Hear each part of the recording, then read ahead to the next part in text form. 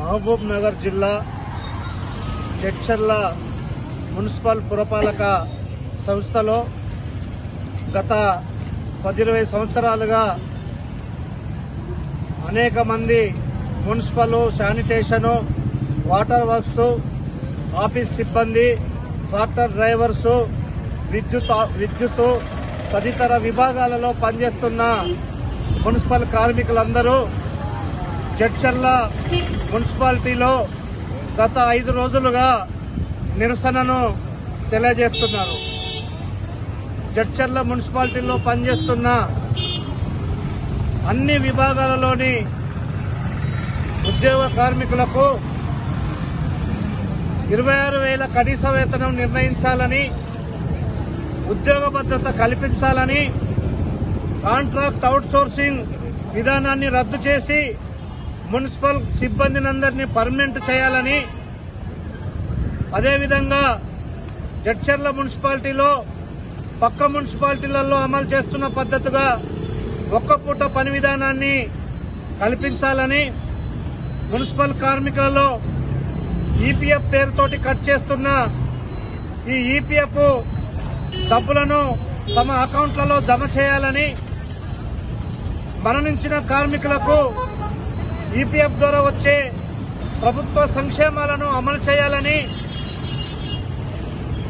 Deputation పై వచ్చిన sanitation inspector ని తక్షణమే ఇక్కడి నుంచి విధుల నుంచి బహిష్కరించాలని, అదేవిధంగా వివిధ రకాల డిమాండ్లను స్థానిక సమస్యలను అధికారులకు విన్నవిస్తూ 5 రోజులుగా ఈ కార్యక్రమాన్ని చేపట్టడం జరిగింది.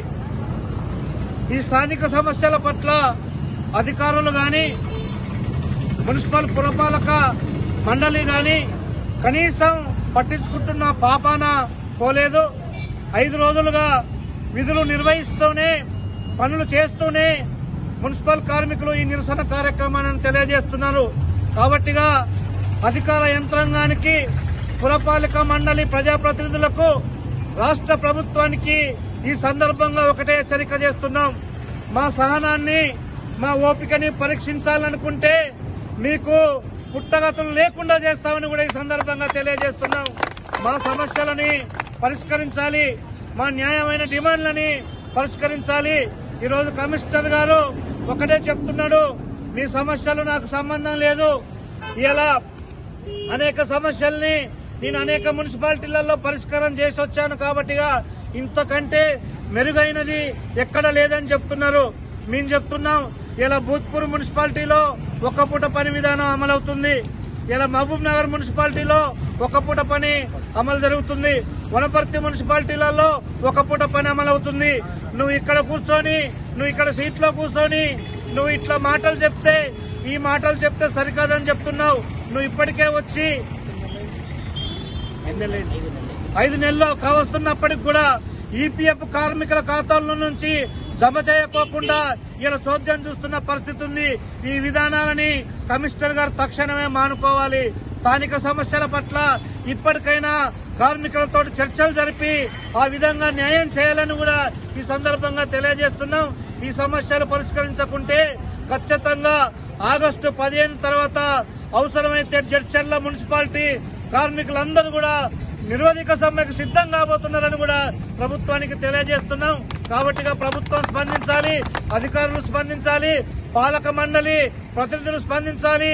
సమస్యను కార్మికులతో చర్చలు జరిపి ఆ విధంగా మాకు న్యాయం చేయాలని కూడా ఈ సందర్భంగా అధికారులకు, ప్రభుత్వానికి, పురపాలక మండలి ప్రజాప్రతినిధులకు తెలియజేస్తున్నాం. కాబట్టిగా సమస్య పరిష్కరించాలి.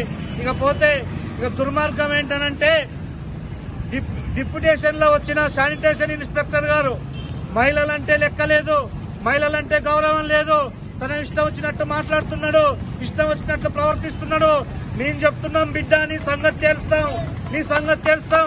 నువ్వు ఇక్కడ ఉండదలుచుకుంటే, నువ్వు ఇక్కడ పని చేయదలుచుకుంటే, మహిళల పట్ల గౌరవంగా ఉండకోకుంటే నిన్ను చెప్పుతోటి కొట్టిపిస్తాం, నీకు ఇక్కడ తావు లేకుండా చేస్తామని కూడా హెచ్చరిస్తున్నాం. నీ బుద్ధి మానుకో, నీ బుద్ధి మానుకొని మహిళల పట్ల గౌరవంగా ఉండకుంటే బిడ్డ నీ అంతు కూడా చేస్తామని ఈ సందర్భంగా హెచ్చరిస్తున్నాం.